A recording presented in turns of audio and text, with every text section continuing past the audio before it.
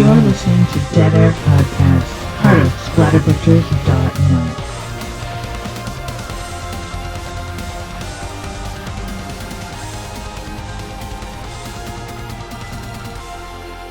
What's up, everybody? Wes, Dead Air Night here with always typical Lydia. Today's show, we're going to be doing the 1969 classic, The House That Screamed, aka The Finishing School. Lois! AKA La Residencia, hence sexy names like Lewis. Yes, everyone's name looks like it might be pronounced one way, but it's not. So, do you think you have Teresa? Incorrect. That is Teresa. I always want to call Lewis Louis. I don't know why. Just so much like learning French, where you don't pronounce the last letter in any word, basically. This film was famously the first time that Spain had released a movie entirely in English, so we could be forgiven for our ignorant, pathetic English tongues trying to get these names correct.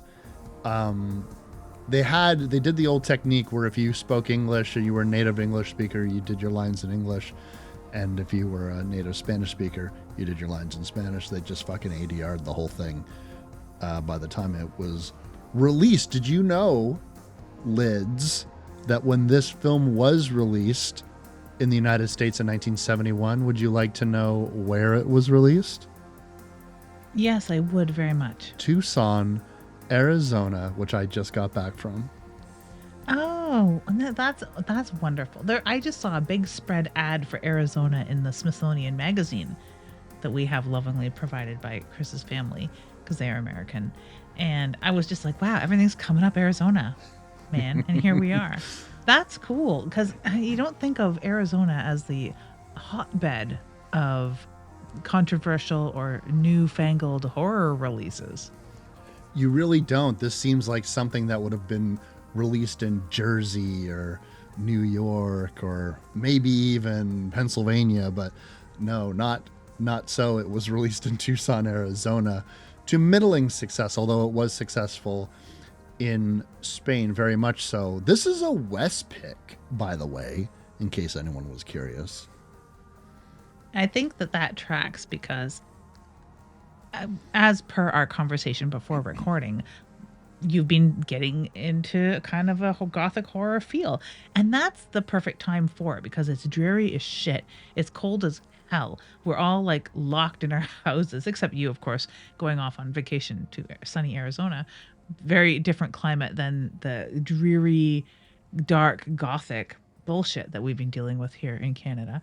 But it's also the season of, like, it's getting into February, where that sort of lace and chocolates and hearts and frilly underclothings perhaps are top of mind. It's Gothic Heart season on BookTube, so like everyone's getting into this like Gothic Blue Monday kind of feel perhaps, and I think it tracks. I would like to see this as a double feature with Picnic at Hanging Rock, because I think that those two movies are just made for one another. It's been so long since I've seen that. And I was recently perusing a top 100 horror film book that Gary Gianni had written. And there it is. I can't remember what number it was, but Picture at Hanging Rock was there. And I was like, oh, I want to rewatch this. Because I know that we actually talked about that film briefly in another episode. And I can't remember which episode it was, but it seems to sort of come in and out of my life in the last couple of years. So, Before we get really into the conversation, have you picked up or seen anything recently of note? I have a feeling you went to see Nosferatu. I did go and see Nosferatu. Thank you for. Did you go see Nosferatu yet, or? No, I have not yet, and it is up for rental, so we're probably going to find a cozy day. But we've been unaccountably busy lately and haven't gone anywhere. Recently, Today is the last day, so I will sadly be missing it. The Gladstone Theater here, and not like a movie theater, kids, like a theater with people on stage doing people things, making mouth sounds and feet slapping on actual wood. Like it's Projecting to the I, back of the room. wearing makeup. All of them. All of them motherfuckers have to wear makeup, or else you will not see their faces. They will be like glowing orbs with 2 piss holes for eyes. Yeah, they're doing Stephen King's Misery, of all things. I would have loved to see it, but a coworker mentioned it. I totally dropped the ball. We got busy. It slipped my mind until she said, "Hey, it's the last weekend. Are you going?" And I was like, "Dang, no." But I would have loved to go see Nosferatu. Did you find it super long? Did it make your bum numb? No, although maybe TMI, I really had to piss towards the end. But I just want to say, a lot of people want to know what I think about this movie. People have been asking me again and again. Believe the hype, really, truly, honestly. But I think that there is something about Robert Eggers as a filmmaker that I find so incredibly fascinating. The Witch, The Lighthouse, these are immaculate films, people. If you've not watched those movies, they're so interesting. He's got a take every single time that is a take that you don't see too often. I will say, however, in regards to Nosferatu, one of the most interesting things is a lot of subject matter that could be subtext in previous installments of this particular, from the 1922 or the 1979 Werner Herzog versions. Robert Eggers makes it text. It is not subtext. Okay, good.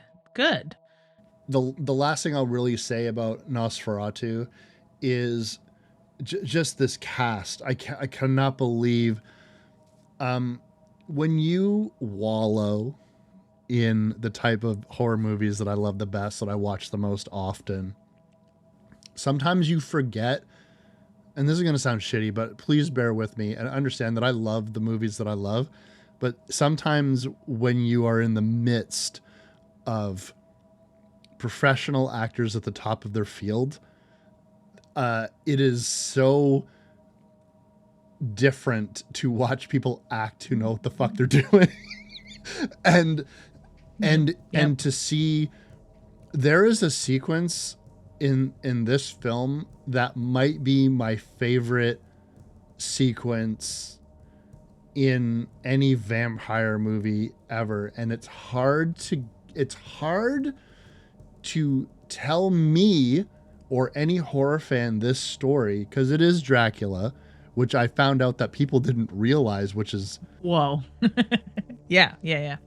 Which that kind of goes back to my, when professors know too much about a subject, they don't know what people don't know. And so I learned that people don't know that Nosferatu is just Dracula. To do it in such a way where I couldn't really, I know what's going to happen, but my emotional state was, what's going to happen? Because it was so well done.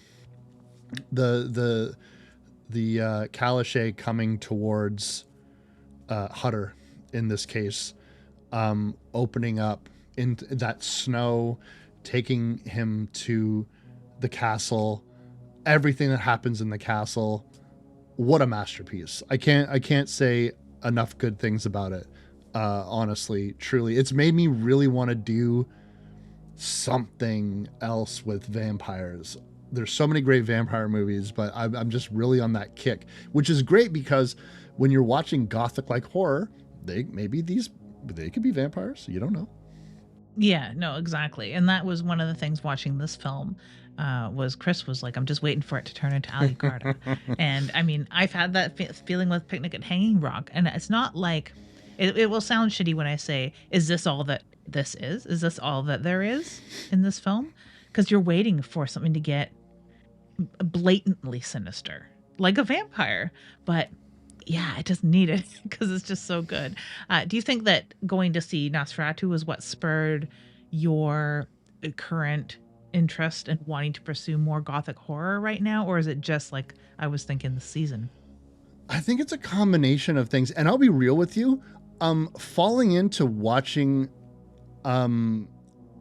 certain horror influencers that really like gothic horror, that also has contributed mightily to just exposing things more. You and I had done Blood on Satan's Claw for the show and had admittedly said that, you know, folk horror and the type of gothic horror, period horror, was kind of missing from our repertoire as things that we're very, very familiar with. And so wanting to expose myself more. But I think Nosferatu, it's just in the air, isn't it? It's a period piece. It's a gothic horror. It's so fucking serious. Holy fuck, is Robert Eggers serious? I just like, man, does that guy take himself? He takes himself seriously. He takes his movies seriously, and he takes himself so seriously. I'd never seen him before until I saw interviews for this film, so I just assumed he was like 65. I don't know why, but I just assumed that he comes off as a David Lynch, or he comes off as one of those types of directors that are just, I'm serious about myself and I'm serious about filmmaking. He's just a young dude. He might be in and around my age. Like, Yeah, it's like if someone slipped Ty West a big Quaalude. but so That's the only way I like calmed him right down. Like Adam McGoyan is a filmmaker that was probably at about the same echelon to me. yeah. And so to answer your question, I think it was just a combination of things this season.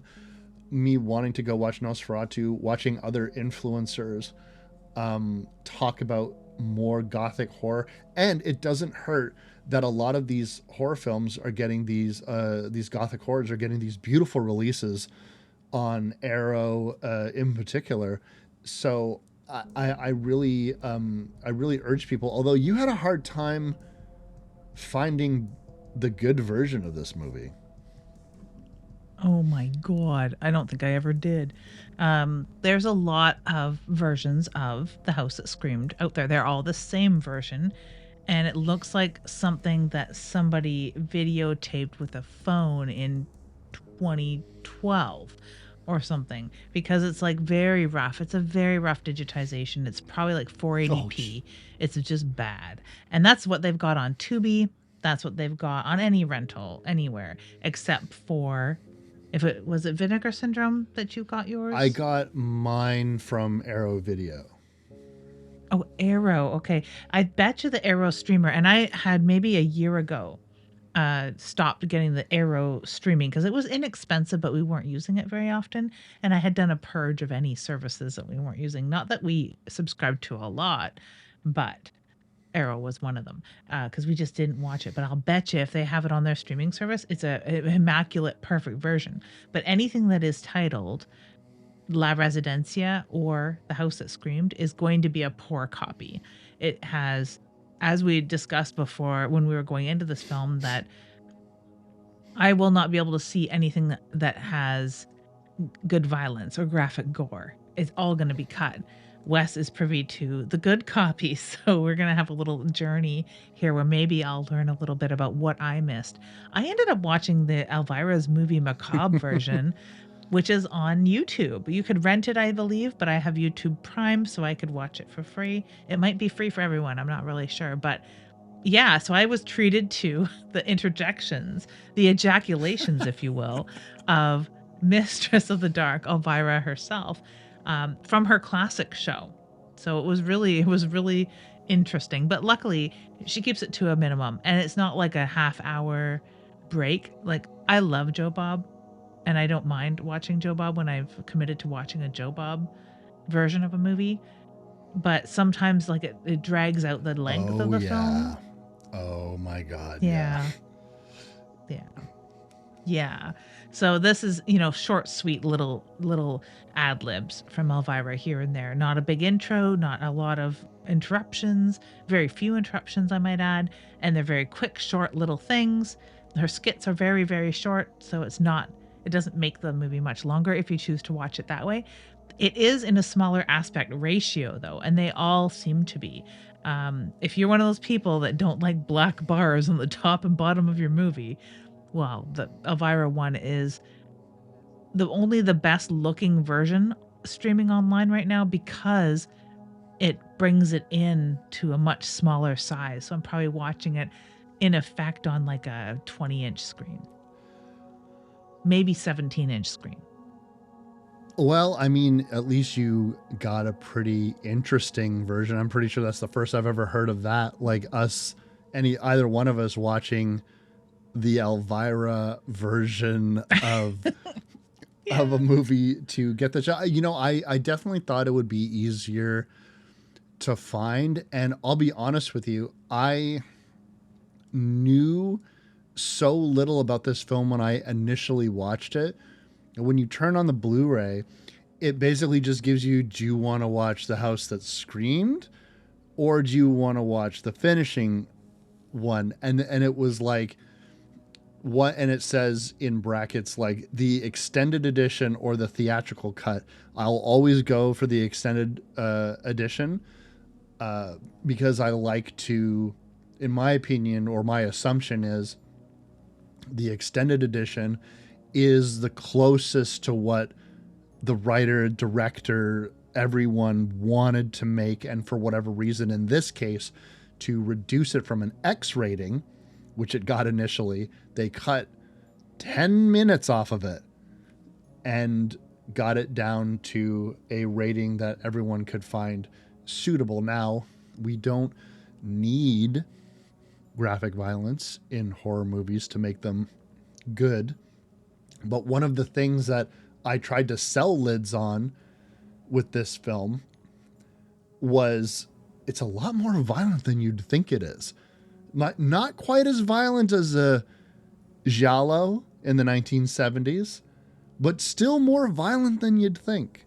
Considering that this movie influenced Pieces, which is one of my favorites, and it is kind of ultra violent when you think about it. It's maybe not ultra violent to the tune of, Robo Geisha or something like that, more modern violent films. But for the time and for its relative obscurity that it languished in before being like rediscovered, it is a very violent slasher film.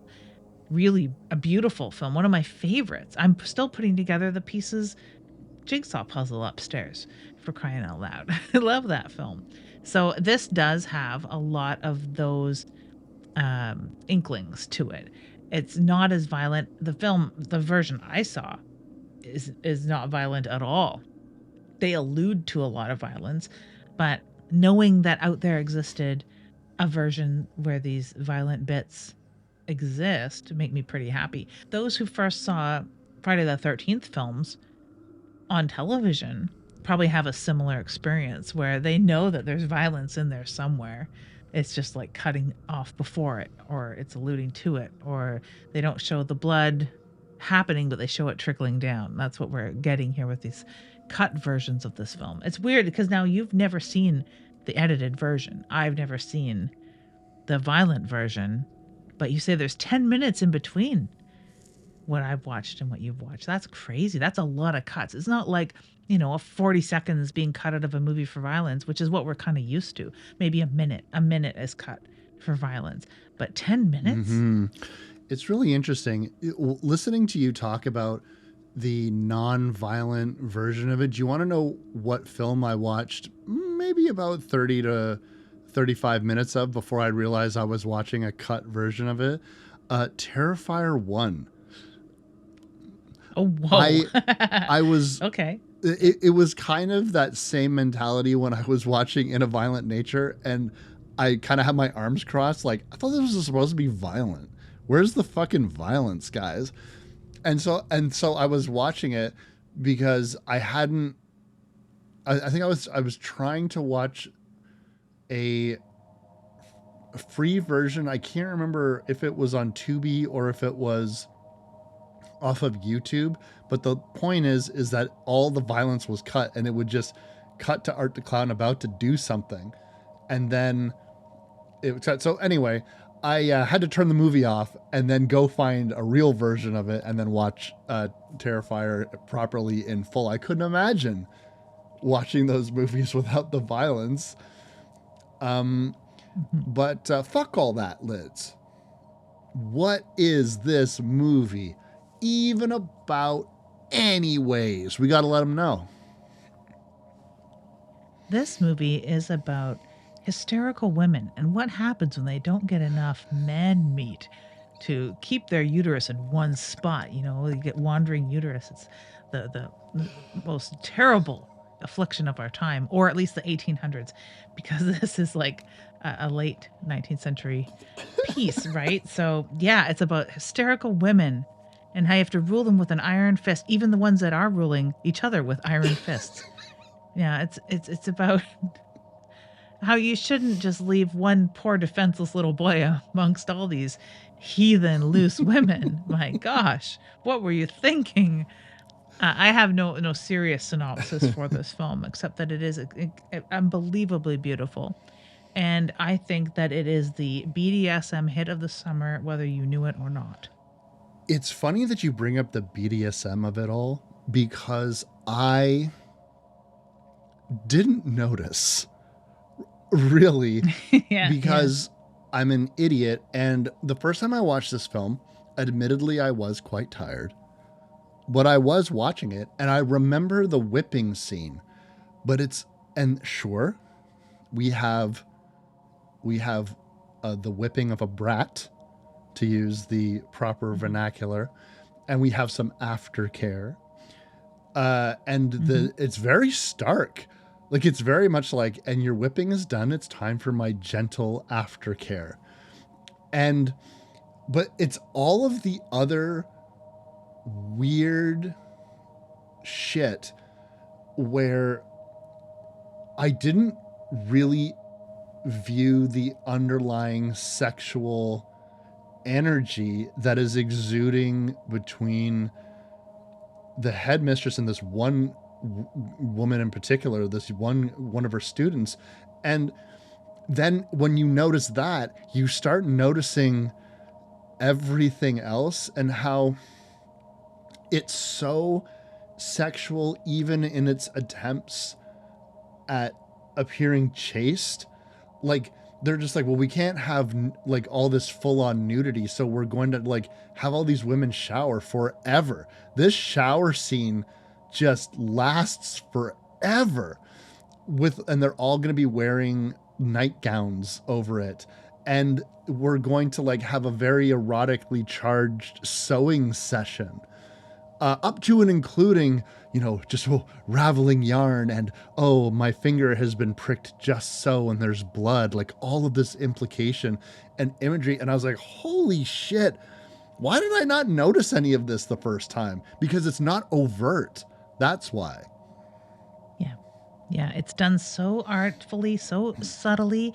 And I think that, you need to know the lingo and the topography of BDSM to a certain degree to really understand what it is that you're seeing in some way, because it is a deeply psychological film that way. And I'd love to see a study on the hysterical women vis-a-vis the hypersexualized young woman in this film in particular, because it has it all, but it's so subtle and so beautiful and so plain and proper.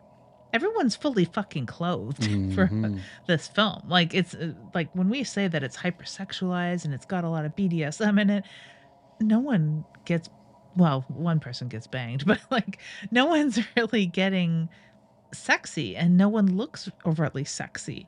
And the sexual whipping is not very sexual at all. It's terrible. It's and put forth by a tyrant who has a mini-me tyrant in another one of the students that has got a lot of the other female students under her thumb. Like, it's, even the one male character, Lewis, who we've briefly mentioned, is not like a sexy dude. He's a little Lord Fauntleroy, as you would say. He's just a little he's like a little prince in this castle full of women, and he's not macking them all. He is spying on them, but not in a really overtly gross way. He's like, there's nothing gross or overt. There's no naked women boobing breastily down the stairs. Like, it's not grody that way. It's so subtle that you'd miss it, and most people, I'm sure, do. I think if I looked really hard, I would find academic papers on this film, so I think I will go looking afterward. It really is worthy of discussion. And my initial interest in this wasn't, I knew very little. I knew that it had some good violence in it. I knew that it was a gothic horror. I didn't know the nature of the horror. I didn't know if this was supernatural. Is this a haunting? It was said to have influenced films like Suspiria. Do we have a witch type situation here? There could be witches. There could be as Chris had suggested, vampires. We could have had a Dracula situation on our hands. And when you watch this film and it unfolds, and you're looking at this film that was released for English audience, well, it was released in Spain, but English audiences, as a proto-slasher, they obviously wouldn't have called it that at this point, but it's a body count film, but it has a very low body count for starters. And it really is a lot of intense mystery and psychological torture between these women who both have all have adapted into this horrible situation by being under this cruel headmistress, and Irene, who's her little mini-me, strikingly beautiful woman. Very like distractingly beautiful woman. There's some scenes with her walking down hallways in a thunderstorm with a candelabra, and I'm like, oh my god, she's so hot.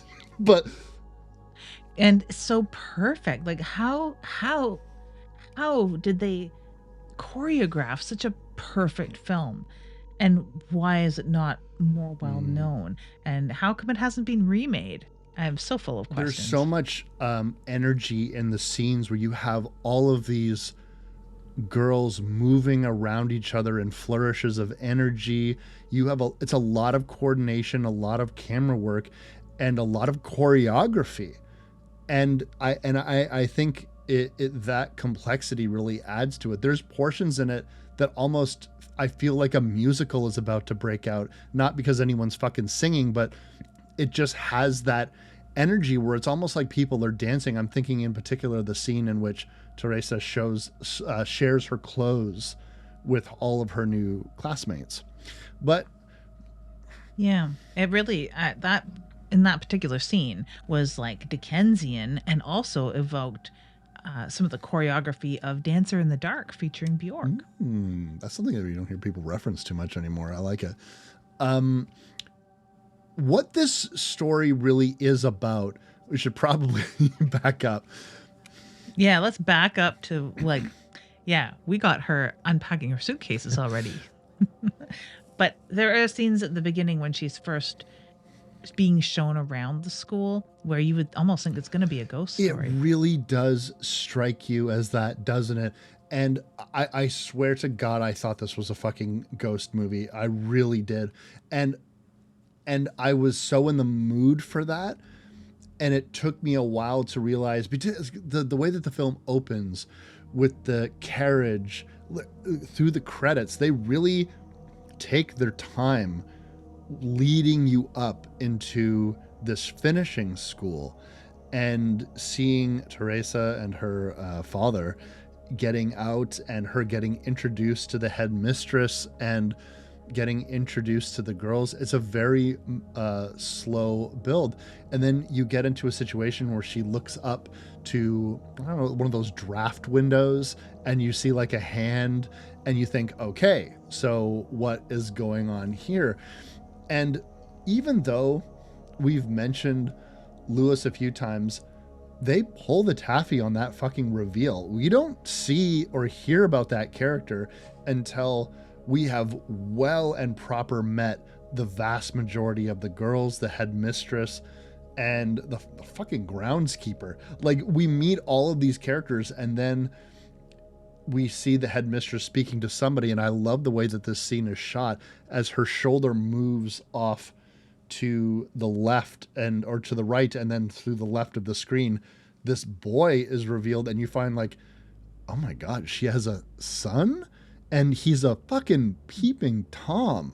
But when we meet who we're to believe is our protagonist, Teresa, she is just the sweetest, most, like, she like seems very kind, generous to a fault, and she doesn't have a mom, Liz, and that's sad. She sort of has a mom who's indisposed. I think the man who dropped her off might be her mother's pimp. I don't really know. Yeah, I think that's more closer to that relationship there. She is basically utterly alone, and the perfect candidate for a school that costs pretty inexpensive when you think about it. I think because it was like 300 francs or 800 francs per term, something like that. 300 francs per term, and at the time, I think that only like equates to about $11,000 today, which is like what you'd kind of pay for like early college, because these are girls between the age of 13 and 21. I don't know how many there are. There's probably 100. Like, there's a lot of girls at this school. Maybe 50 girls, I guess, conservatively. And like, so it's a big mix. It's a finishing school, but it seems to be more of a boarding school. It's not really like all rich girls. There seems to be a real spread of the types of girls and the demographics of girls as well as the age. So it reminds me a lot of Hogwarts with no boys or magic. Well, the magic comes in a monthly visitor that all the girls just love for their hot dickings. But, you know, what we're establishing here is the routine of the days.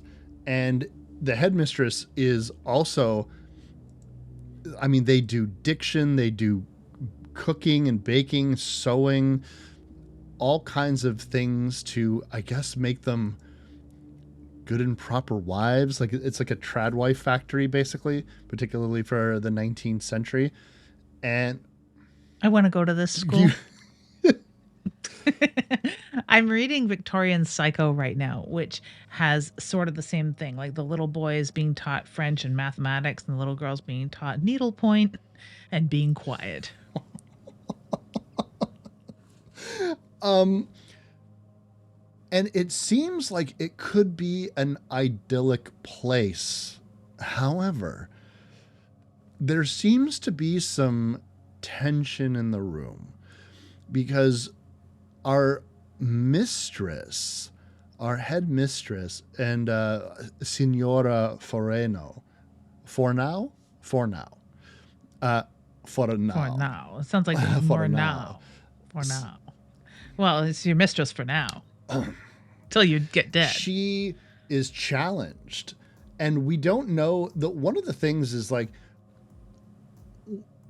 we don't really know the context of why this woman, this young girl, you know, she's 16, 17 years old, who the hell knows, is challenging her mistress in front of the class, and she's going to be taken aside. And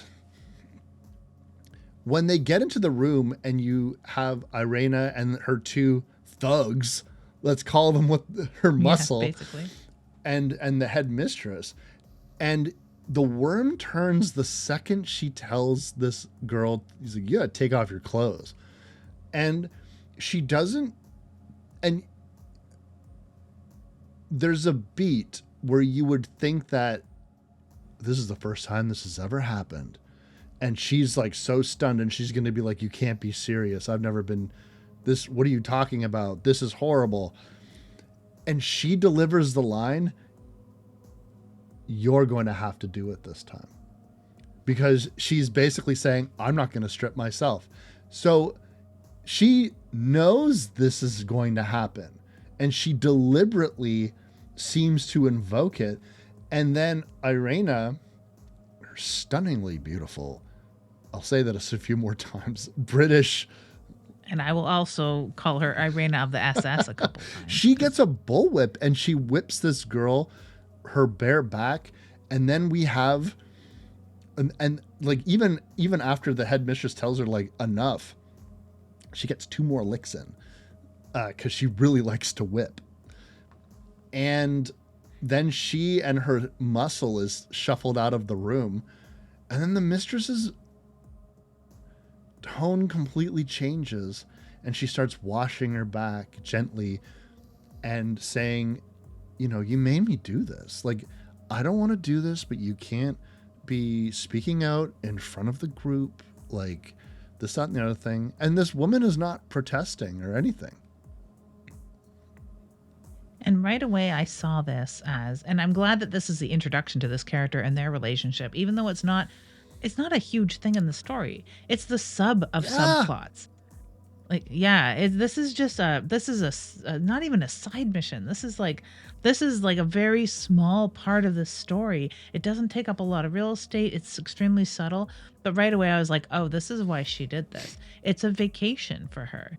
This is where this girl has asked to be whipped, basically, and like antagonized these people so that she gets pulled aside and whipped by multiple girls, specifically the headmistress being there.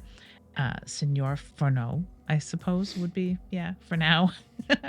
That was the point. That's the object of her fascination, the object of her adoration and love, perhaps, because she's after this subspace. And I have a book here called Screw the Roses, Send Me the Thorns, The Romance and Sexual Sorcery of Sadomasochism. And just in the appendixes in the glossary alone, we get a little bit of insight into this girl. She is a brat, and not in the brat summer It's not Charlie version of the XCX. word. This is like the this brat is something else. Yeah, like a very much BDSM fetish community. Brat means something slightly different. A bottom who enjoys struggling against control or challenging the top. Brattiness has a wide spectrum from the playful uppity bottom to the smart ass masochist. Some brats are testing their dominant. Others have a desire to be conquered and tamed, while some of them do just simply not wish to be controlled. So some people would say, well, that's exactly what Brat Summer is all about. I don't want to be controlled. And it's like, no, I don't think you fully understand, because the point of this is to reach something called subspace, which is the look on this girl's face as she's laying on the bed with her whipped back in the air, being gently, tenderly cared for in a moment of aftercare, which is the point of a lot of what would look like sexual violence, which is actually the point of it all. And the beautiful thing is subspace, because she gets a damn vacation. Subspace, or bottom space, is a type of erotically altered consciousness identified with feelings of falling into a state of submission. Generally, bottom or subspace may be characterized by, and this is the most important thing, because this is something that all girls and boys that reach a boarding school or finishing school or a military college kind of thing, they have their ego completely stripped from them. So in this erotically altered consciousness, they have feelings of falling into a state of submission, characterized by diminished ego awareness, less active cognitive behavior, surrendering of will, and inability to verbalize. Frequently, these functions are assumed by the dominant partner, who becomes the submissive center of focus. So we see this happen again much later in the film, where this girl is continuously calling out the mistress to, like, she's basically begging to be whipped all over again. And it's not only because she wants the subject of her adoration, the mistress, if not Ilsa of the SS and her thugs, to pull her out as a special plaything from the rest of the girls and take her to this secret room where they beat her, like, and whip her senseless. She wants that mental vacation as well, because of reaching that point of subspace And the added bonus, if not maybe the main drive, the aftercare, where she feels cared for and loved and has someone speaking for her that is protective of her only after she's endured all that torture. So like just off the hop with this character, I was like, wow, this is exactly what her goal is to get beat. So warped, so beautiful, so subtle, so fucking well done. And if you were to look at this scene objectively without really wanting to look deeply into it, you could simply interpret this as, oh, Teresa doesn't realize this dark hellhole of strict discipline and corporal punishment that she has found herself in. Our sweet ingenue, what is she going to do in this horrible situation? And what other creepy and dark things could be lurking in this finishing school's underbelly? And we get our red herrings, we get our weird googly-eyed groundskeepers, we get knowledge that the headmistress's son, who, 16, 17 years old, little puppet boy, is routinely spying on the girls. Now, his mother doesn't necessarily have a problem with the fact that he is spying on girls, although she does forbid him to do it. Her problem primarily seems to be that although she understands that he is at the age in which he'll start thinking about girls, he is still far too young to actually have any girls. And if he wasn't too young to have any girls, he certainly couldn't have any of these ones because they are not worthy or ready to be proper women for him.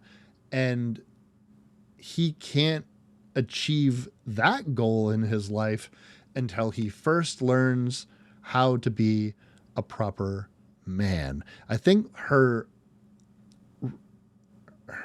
constant fears and worries is that he really is the only male on the premises of any significance. We have a groundskeeper who is not exactly a paradigm of proper masculinity, however you want to interpret that. That's, I don't know, but it's certainly no one that she feels he should be looking up to. And then you have Barney Rubble fuck machine that visits every month and is handed a new girl. And we'll get to that in a second, because all of this discussion that we're getting out of this flagellation scene, you need to understand that the character that this is happening to is not the primary character, a secondary character. She is at best a tertiary character, to the point in which I cannot remember her name. I've seen the movie 2 times. Yeah, same here. Yeah. But yeah. that this is a constant thing. And if you were to say to yourself, well, this is one instance in which you get a lot of flavor text about one of the random girls that you see constantly in the room, I'll point out that they do this with multiple women who are neither victims or aware of what is actually going on in this boarding house. So it's really well done in terms of fleshing out all of these different characters. And even though this film doesn't necessarily have the longest runtime in the world, it still spends the vast majority of it fleshing out these characters so they seem like living and breathing people. And this, whether this student is in love with her headmistress, wants approval from her headmistress, or if any of that even factors into it whatsoever, what is clear is that these ladies need an outlet of some kind, and it is manifesting in all kinds of different ways. Because of the strict discipline and routine that they are under, they need a break. And Teresa is going to learn as she is making beds that since she doesn't have a boyfriend, Lids, she doesn't know what she's missing, but a lot of the other girls back home, they do have boyfriends. And so they get pretty pent up, let's say. It's really about constraint, this film, a lot about constraint and like in all aspects, because you've got these girls who I'm sure the headmistress knows all about the woodman Sure. coming with his grandfather to come and bang one of them once a month, because if he didn't, they'd be clawing at her son's bedroom door for crying out loud, because he is the only boy. And I don't think that he would turn many of them away because he's a young man. And they're all beautiful, absolutely beautiful girls, really. And they're all, and there's that duality of another constraint where Senora Fourneau is telling her son, none of these women are proper, none of them are strong enough. They're not going to make the sort of woman you need, a woman like me. But she's training them to be strong women like her. She's training them in the arts of gardening. She's training them in dreary ballet. She's training them in English and French and all sorts of really worthwhile education. They're getting a very good education here. And they're educating one another as well, because they're older girls and younger girls, and they're paired up from time to time and being told stuff like, this is how you plant things. I wrote it down because it was so cute. The art of gardening is the poetry of nature. Those sort of very important maxims. So they are strong, beautiful, wonderful, smart, perfect women, a lot like her, or that's the goal. It's just that once in a while they need to, act up, whip one another. I don't know, if they're down in the basement smoking cigars from time to time, she probably would let them do it to a certain extent so that they could get caught and punished for it, and so that they didn't bust out because of this incredible constraints. Constraints on Lewis, constraints on her perhaps, because she's given up her entire life to be this headmistress of this finishing school, because at some point she must have had some man in her life because she's had a son, but she's given all of that up. There's the constant reference to, again, I'm going to call her the bratty student. I'm sorry, I forget her name. The constant reference that where she is showing off her body to the headmistress, she in that classroom towards the end, there's several scenes in which in public she flusters the headmistress. There's no other interpretation of it. And so I'm wondering if it's even another level of repressed sexual desire, where maybe she at one point, she might be either completely gay and just happened to figure that out too late and couldn't make it work with a man, or she's bisexual or pansexual or whatever you want to, however you want to do it. But when she is faced with the possibility of that type of sexual relationship with another woman, it's wild. She loses her ability to run the class. It's so interesting to see this character who is supposed to always be in control and who is teaching Irene to always be in control and perhaps the cruelest person in the fucking building. And yet she herself can't maintain control throughout the entire narrative of this film. Whereas Irene kind of can. Because Irene, for her Ilsa of the SS ways, isn't succumbing to this almost Elizabeth Bathory level of control that the Senor has, because as headmistress, she maybe put herself in a position where she had control over 50 nubile young women. And there's something almost Irene operates as like a fucking mob boss almost, because she has this system.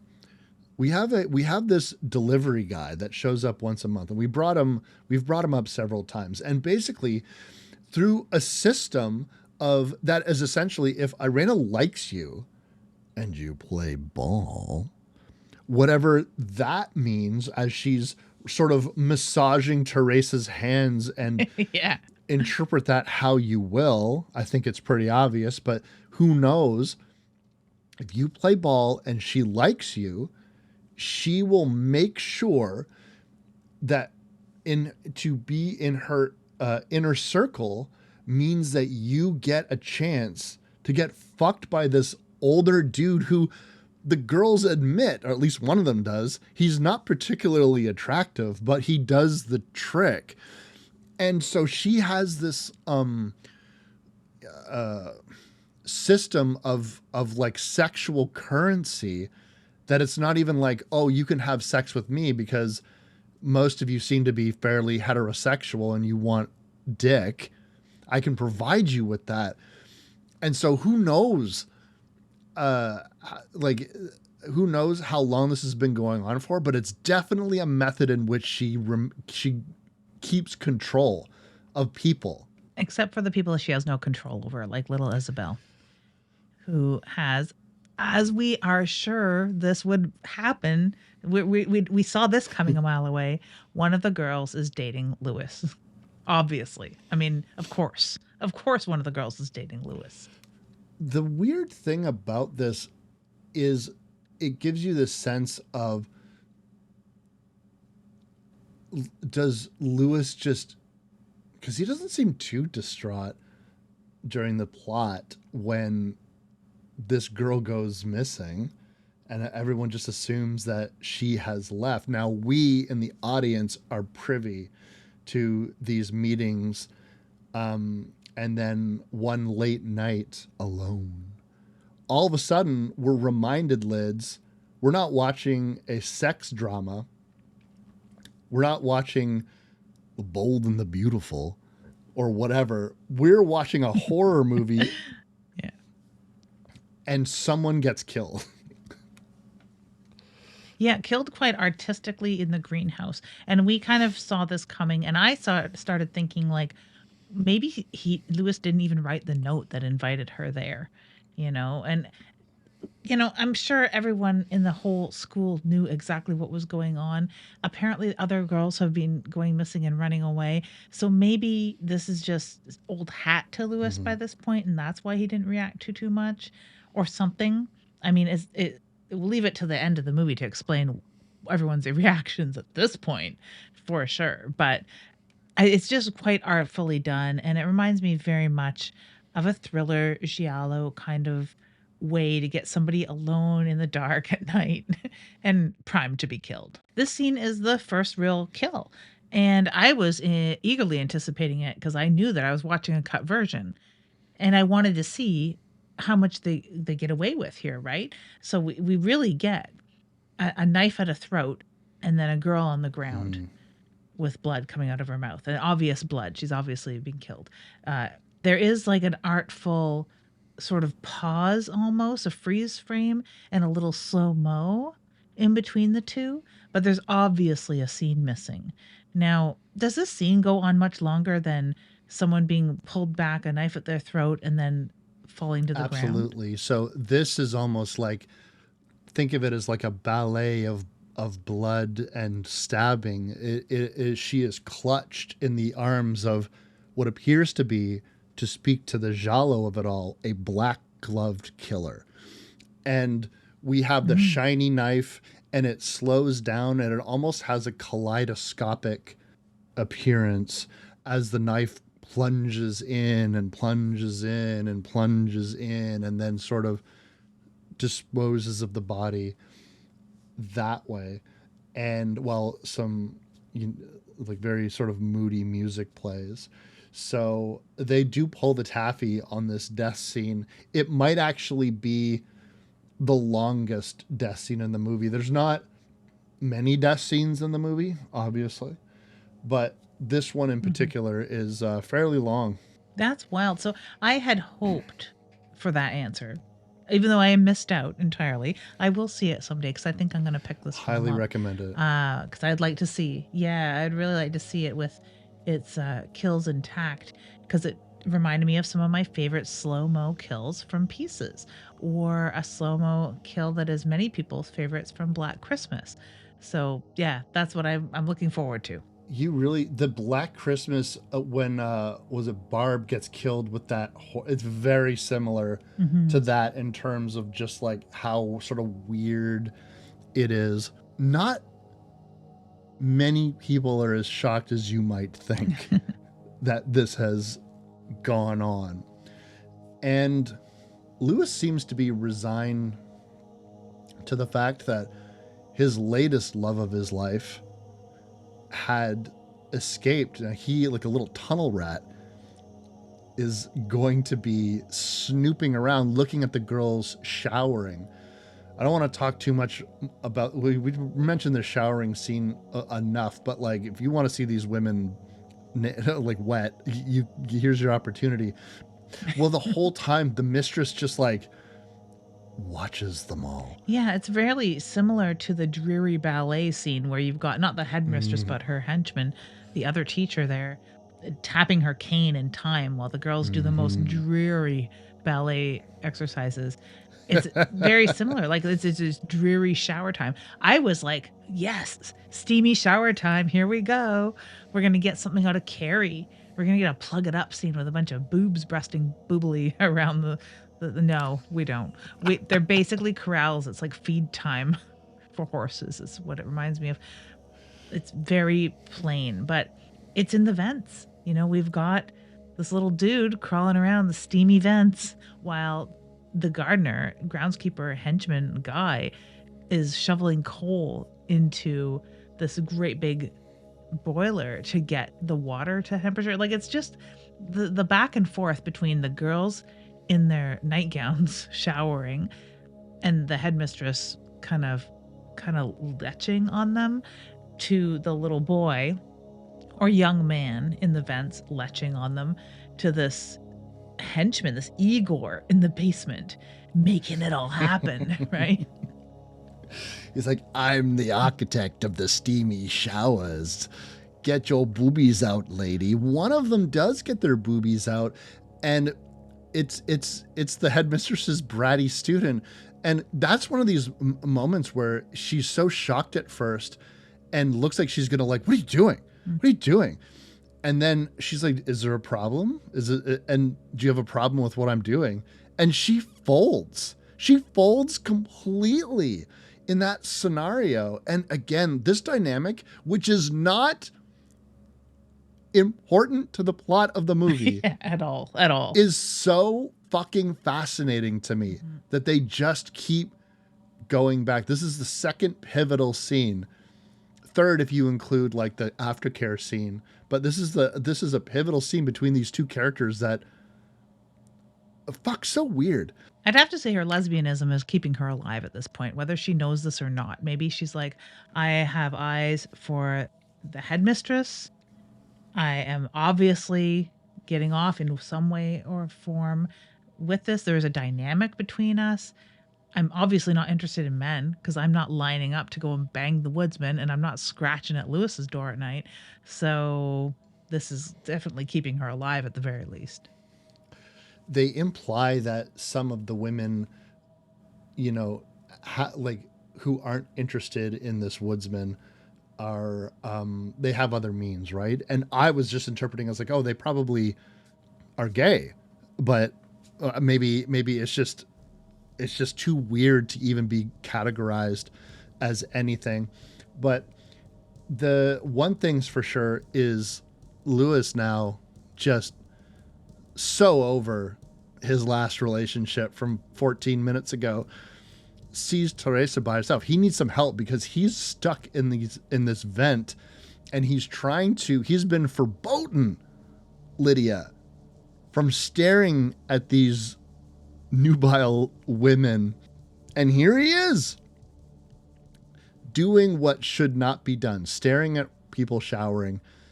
As Nosferatu taught me, the sexiest thing, Lydia, is consent. And maybe he's going to get it from Teresa because he's begging for her help because she's left behind. She was lingering in the shower a little too long. And now that everyone's cleared out, although it seems to be fairly clear to me that his mother is aware that he's in those fucking vents, but decides to sort of, let's all go because it's the 19th century and this is a boarding school. We're all just going to don't look. We're all just going to pretend that all of this isn't happening. We're not going to mention any girls that quote unquote run away. So we are going to now leave this situation. And this begins, I guess, over the course of time, a yet another tryst between now Lewis and Teresa, who is a sweet girl who just wants to share her clothes and fall in love with a sweet boy. She's never had a boyfriend before, so. She's very much an Anna Green Gables kind of girl. Just very sweet, very proper, is happy to be there. She's not forced to be there like some girls. Like, it's not similar to Girl Interrupted if Winona Ryder's character would have checked herself in to just hang out, right? And is happy to be there. Because these other girls are there through very different means, and there's very different levels of hatred, sadism, misgiving going on between some of these girls. And I think that the ones who take care of themselves, so to speak, and we don't hear from much, are in the same shoes as her, where they're happy to be there. This is a good education they might not otherwise have had. They're not forced there or neglected or brought there because it's like a boarding school and their parents couldn't control them. Which is probably the case with someone like Ilsa of the SS, which I keep calling her. But I think it's natural that she would be the one picked out by Lewis because she's fresh meat, right? I like the scene where she's hearing him in the vents because it does, again, make you think maybe this is a ghostly story, even though it's obviously not. We know Lewis is in the vents. It's very clear that Lewis is in the vents and banging up against them with his feet to try and get free before he boils to death. But it is sort of like an otherworldly, ghostly thing where she hears this voice from the vents, right? So I like the way that it's filmed there. I like the way that a lot of this is filmed, but I didn't see them hanging out a hell of a lot. No. And the implication seems to be that they did get fairly close. And I'm not sure, perhaps it wasn't even really like a proper relationship, but a friendship, an understanding had come between these two characters. And it culminates, Lydia, after horrible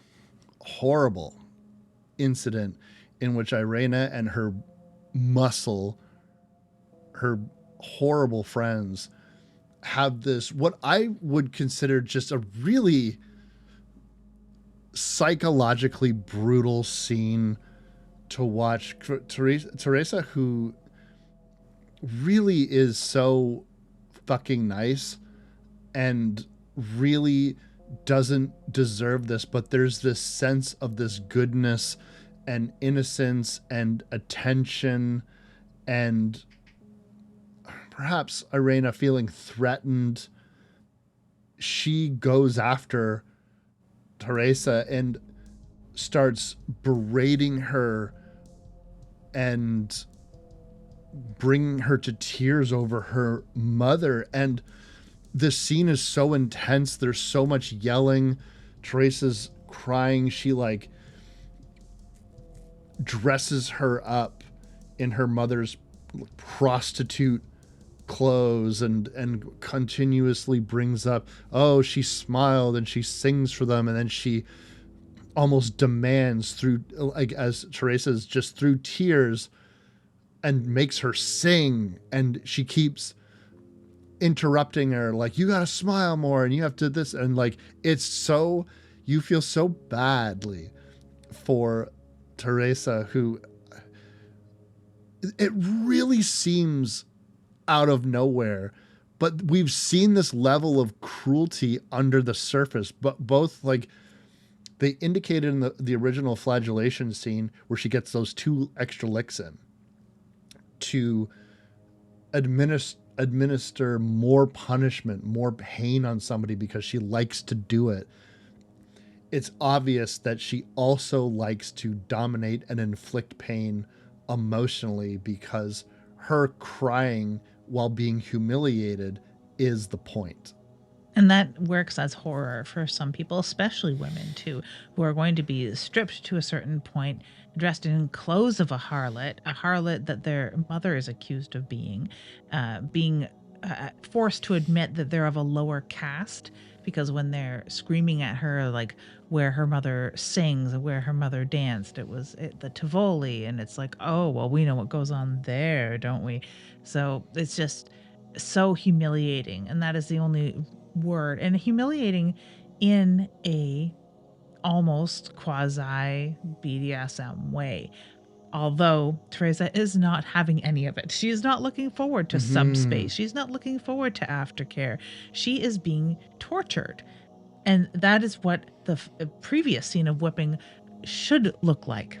We shouldn't be looking for the subtext. It shouldn't be a brat in that situation. It should be somebody screaming out for pain and freedom, which is what we're getting here. And it's horrifying because the previous scene of torture just had a lot of eyebrows raised. Like, I don't know. And it fed a lot of the character development. So perfectly poised.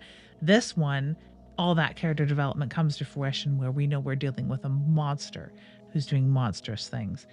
It's terrible. It's really terrible. And it's filmed really well because we know that they're kind of in this underground area. It's oddly lit. They've got like a bright light on her, almost like she is on a stage. And it's just eerie and unsettling. There's a scene right after this film, or right after this one, where the reason why this torture gets interrupted is because it's dinner time. And they have to go and sit and eat dinner. So she's sitting there with Irene, her friends, everyone, and she's just off into space. I don't mean subspace. Her eyes are blood red with tears, and she is just in a fugue state. And her friend turns to her, "Are you all right?" And she just kind of slowly turns to look at her friend and nods like, "Yeah, I'm all right." No human on earth that looks like that is all right. No. Yeah. In that quiet moment where we see her with those bloodshot eyes full of repressed tears, holding it in, trying to keep poise, trying to keep from having a complete mental breakdown, she is making a decision that it is time to leave. This is not a safe place anymore. And she cannot stay here. And so she will run like a thief in the night lids with a bindle. It's not a true bindle. It is just a package. But she will attempt to leave this place in the middle of the night during a storm. And while evading Irene in the middle of the night, and she will desperately go to Lewis, who's going to help his friend, lover, we're not sure, by smashing his piggy bank and offering her funds for her heroic escape. He's probably been in this position before. Now, like I've said previously, this is another point where maybe the end of the film changes what I think about him at this point. If the film snapped in half and burnt on the light bulb and the projector right here, you would probably think like, oh, this poor guy. It's like every girl that he goes to date runs away from this terrible place and these evil women. The end. He's probably been in this position before. He's put himself in this position before, we find out. But it is kind of wonderful because this is where it gets extremely gothic. Like, we've had some unsettling scenes and really artistic scenes. Like, if you're going to watch this movie for anything and you're not here for the horror, if you got to watch the cut version like I had to, that's fine. You're going to watch it for the bitchy sewing scene, because if you like the scene in the remake of Suspiria where the girl is dancing and there's another girl who's trapped in the basement underneath, and is the two scenes are mirrored, we get that, as you'd mentioned previously, like the sex scene that we don't really see, but we have them bitchily sewing. They are sewing so bitchily. It's the bitchy sewing session, and it's amazing because they have it cut in with sounds of sex to this sewing. All the girls are sewing angrily, lustily, licking their lips, looking out the window furtively, wishing it was them in the wood hut getting banged by Barney Rubble. And it's amazing. It's an amazing scene. It's so tense, and it really sums up everything about this film with that the horror of being suppressed. It's so fucking good. And the other thing that this, the end of this film does is bring it to the gothic, where it is a woman driven mad, trapped in a house with forces against her at every corner, even scaling fucking eavesdrop wearing a dress. I couldn't do that. That's crazy. She is dressed in a full 17 layer outfit, and she's going to try and escape this place in the rain. Jesus. Well, she's not going to get very far. And this is where this film not only switches from the gothic, but genuinely, you might think that you have gotten your beautiful girls confused. This is the character that we started the film with. This is the character that was our window into this world, into this boarding house, the one that we followed through the opening credits. This is our protagonist. This is our final girl. This is whatever movie thing you want to apply to her. This is her. And our movie's not over yet. Surely this cannot be her death scene. And it absolutely is. And when this scene happened and I saw it for the first time, my jaw hit the fucking floor. I could, because if you watch the version that I have, we have a freeze frame, a knife to the throat, and then a brutal throat slashing, digging deep into the flesh. And there goes our beautiful, sweet, what I thought was our protagonist. We lose it just at the knife at the throat yet again. That's where we lose this. But yeah, there is water on the floor, blood on the floor, the windows open, and who is skulking about, keeping an eye on her brood? Not the headmistress. No. It is the beautiful, iridescent Irene. Oh my God. If I could fall in love with a movie character, a horrible one, mind you, this sequence where she is searching for Teresa, because this is the idea of her, as you said, I like that, brood. This idea of her losing one of them who she was, I have control over here. I humiliated her and I want to control this thing. Surely they can't fly the coop, so to speak. So she, in this nightgown, goes into the rain and looks around. Her hair is down. We never see her with her hair down like this. And then just if it's not a beautiful woman in a nightgown with her hair down going through a cavernous mansion, she's going to take the last bit that we need, Lydia. She is going to light a candelabra, and a beautiful candelabra. Yeah. And we are going to witness her being afraid. This could be a haunted house movie in this sequence, don't you think? I do. And I really like the switch. And I wish that there was just a little more developed here, where she is concerned. She's genuinely concerned for Teresa. She's concerned for all the women that have gone missing, because it's being made very clear here that she had nothing to do with it. And she is worried for herself, and all of her classmates. Doesn't it make her torture of Teresa kind of interesting, though? Doesn't it? Do you think that there is some kind of disassociation between, well, that's just, that's not this. That is in the context of, perhaps, even though she's breaking all the rules of a fetish, and I want to be very careful that if people are part of the BDSM community, obviously I understand that this is the consent of two people, and the subject who is wanting this type of treatment done to them really is the one calling the shots and setting the parameters and the expectations of what should properly be administered to them. how and when they want it. The dom is an act of service, even though it might not look that way.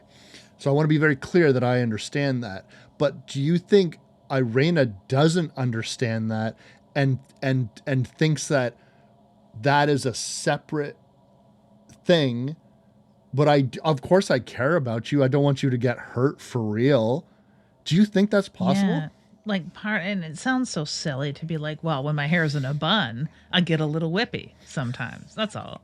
That's what happens. So now my hair's down. I mean, I don't have a desire to whip people or humiliate them or treat them like human garbage, because that is what it is. And it is also like a reaction of hers. I think it's a survival mechanism where if I'm not an aggressor, I'm being the subject of aggression. So I need to be the aggressor to survive this fucking place, because women are going missing non-fucking stop. And I also have to be gay. Gay is saving my life. And what I'm doing is sort of tangentially gay, because I'm just literally beating on naked women all day. That's my thing. So I don't know if there is, like, it's almost like you would say, like, if the headmistress pulled her aside and said, now you're going to whip these girls and that's what you do, or else you don't get any dinner, then it would make a lot more sense. There would be an aspect of me that might believe that Irena is under the headmistress's thumb in that capacity. But then we have our next scene, which we have a situation in which Irena is wanting to... They don't seem to address the missing girls as much as they address Teresa. And I don't know if it's because she was particularly liked. They didn't particularly want her to go. But at the end of the day, Irena is like, the windows were here and this was it. And she's really trying to cover her bases about trying to figure out how she could have left. They have that googly-eyed groundskeeper is involved in this. And this culminates into Irena attempting to blackmail the headmistress, which does not go well for her. No, and I do like that she is like, I guarded this door and I saw anyone that would have come in or out, and she did not leave.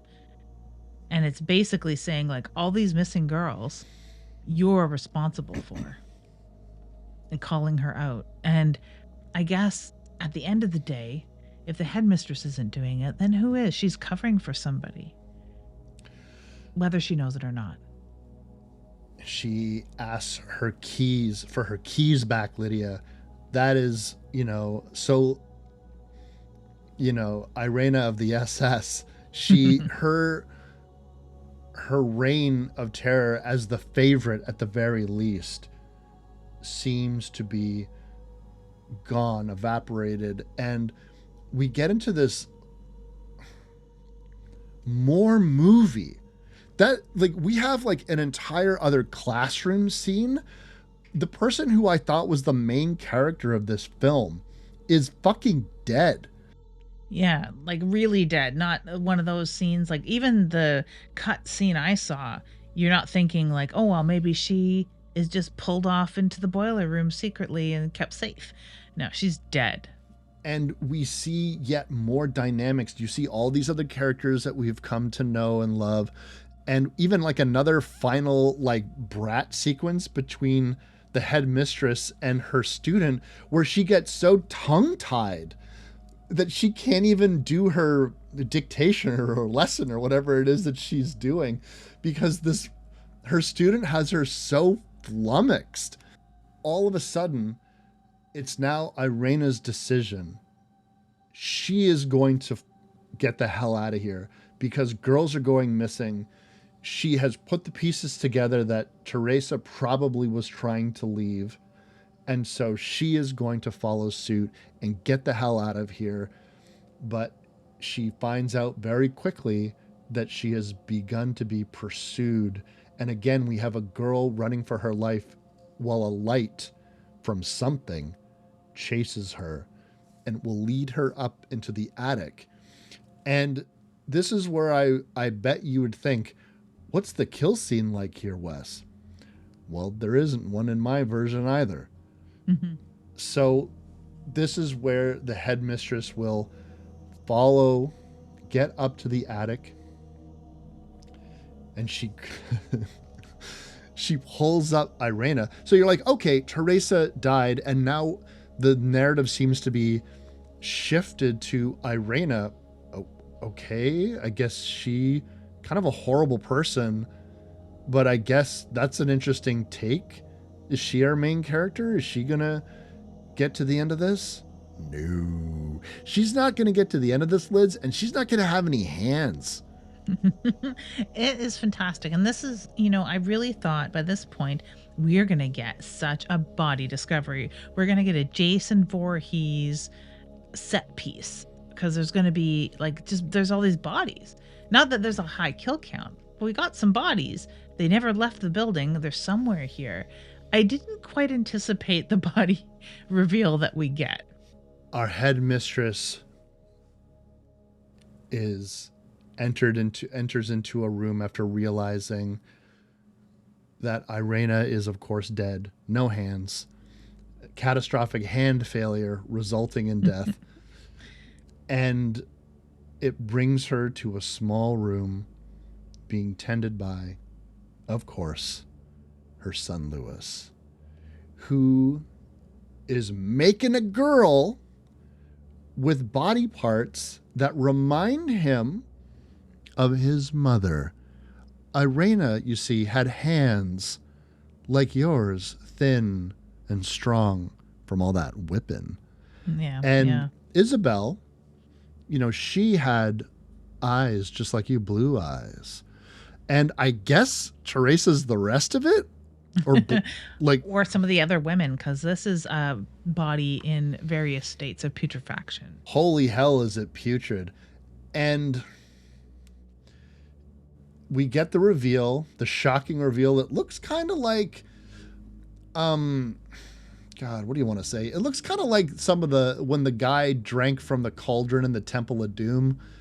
Like it's like a withered sort of mummy type thing with blonde hair and blue eyes, and it looks fucking grotesque. And he wants his mother, whom he locks in a room with it, to talk to this cadaver and teach this Frankensteinian monster to take care of him like she does.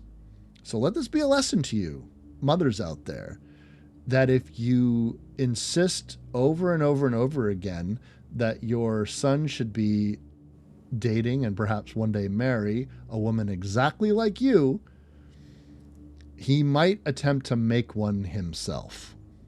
What a nice ending to this film. I thought it was just so perfect. I like this cavernous, cobwebby, terrible attic, and it's just such a perfectly gothic ending. So you end up with a mad woman trapped in an attic with a cadaver that she's supposed to teach. Like, that's just so mental. It's so, so good. I'm surprised I'd never heard of it before. I'm surprised it's not one slated for remake, as I mentioned earlier. And having such a big love for films that are much like it. I'm not a big fan of Suspiria. I will say that I like this better than the original Suspiria in some ways, because it's, I need to see a cleaned up version of it though. I've seen only these rough streamers. Watching the rough streamer is worth it because you get all the context, of course, still, and the acting is fantastic. The set is fantastic. The lighting, the music, the wardrobe, the makeup, the hair, like everything is perfect, even in a grainy version. So that says a lot for a film like this. It is a little slow. So if you watch Picnic at Hanging Rock and fell asleep halfway through and didn't get it, it might not be for you. But if you're really interested in these slower paced, important films, I love that you found this one as a proto slasher. I absolutely like this film. So I'm glad that you brought it to the show. Well, I'm very happy that you liked it. I'm thrilled, in fact, that you like it because I wasn't entirely sure. I fell very much in love with the ending, but what I love so much about doing this show with you and what I love so much about this particular conversation is we were able to pull out all of this extra detail, large in part thanks to your book. What's it called again? This particular book is Screw the Roses, Send Me the Thorns, The Romance and Sexual Sorcery of Sadomasochism by Philip Miller and Molly Devon. It's a fantastic, indispensable textbook. It's a little lurid because it's not a typically dry textbook. It's got all sorts of photos and very well done art, illustrations of various knots and tools. Very wonderfully photographed book as well. So if you're interested in one textbook to rule them all, then Screw the Roses, Send Me the Thorns is highly lauded as a very good, very balanced, very straightforward book on sadomasochism. Very fascinating. And it was like the more we were discussing this BDSM sadomasochism angle, the more fucking obvious it became to me. And I'm so embarrassed. I'm so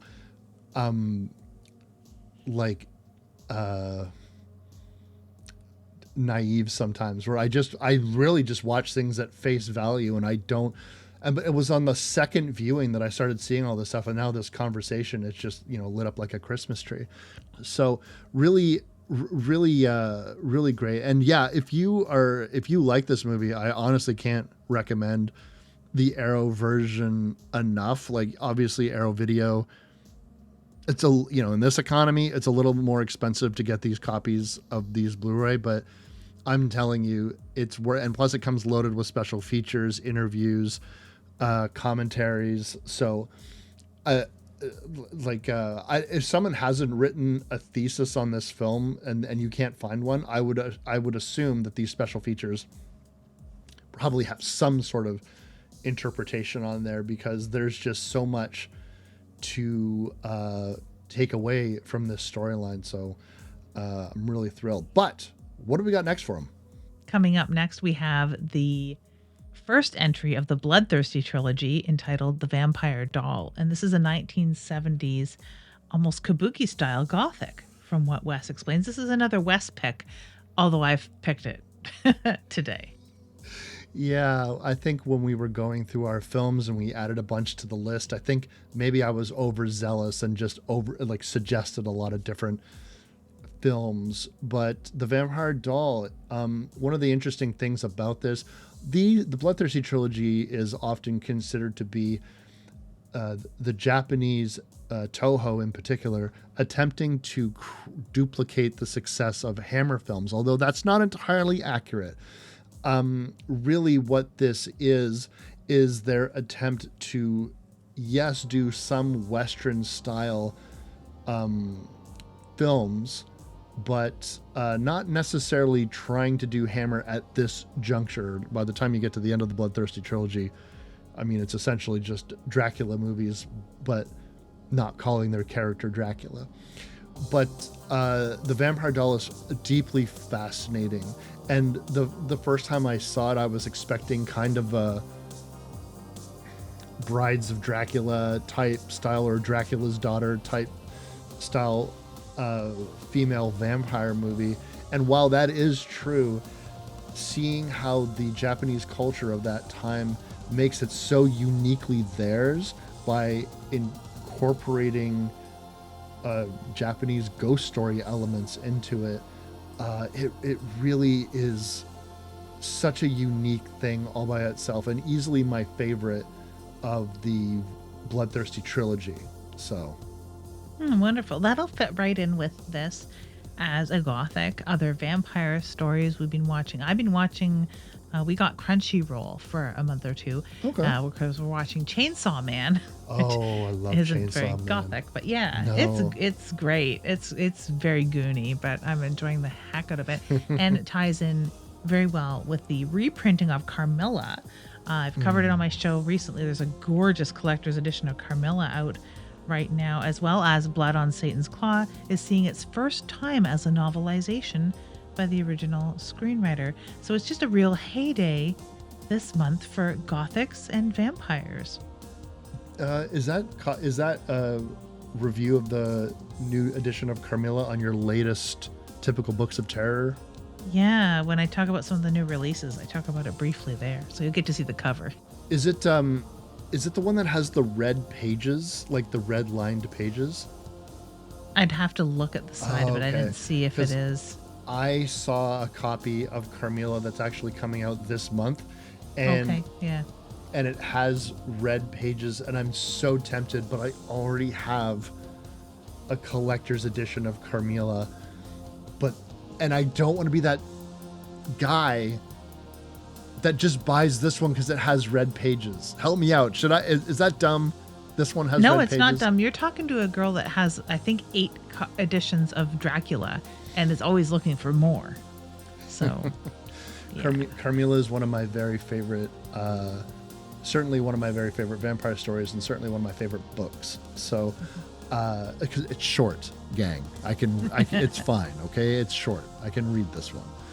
But so that's really cool. So yeah, I'm looking forward to that. And if you're not watching Typical Book, I'm gonna go watch that episode right now because I missed that one because I was away for so long. But Granted, I mean, you were on a very, anti-Canadian winter gothic adventure in Arizona, which actually is odd that it ties in to this film in any way, shape, or form. That's just mental. And I really wonder what its box office did, because this film did do okay in the box office. So it's interesting that it had its American soil debut in Arizona, of all places. It's so weird. it really is. But I want to imagine myself back in good old 1971 Tucson, Arizona, and I'm watching this time titled "The House That Screamed" for the first time. And I'm pointing out all of the enlightened BDSM knowledge I've recently acquired. And I can picture that perfectly. And on that note, I'm Wes Knight, And I'm Typical Lydia. and you've been listening to Dead Air.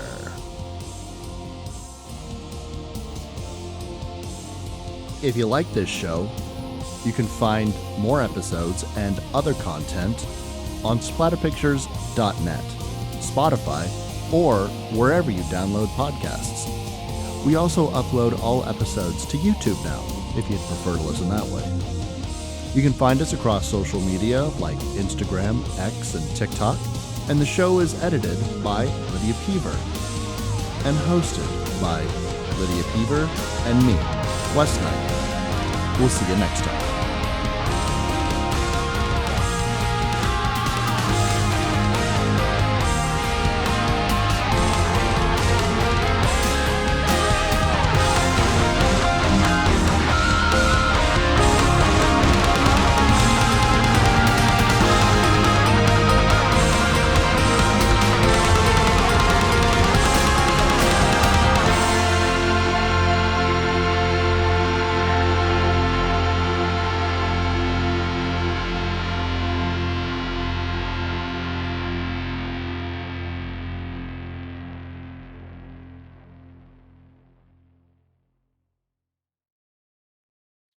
Theme music by Anorax at anorax.com.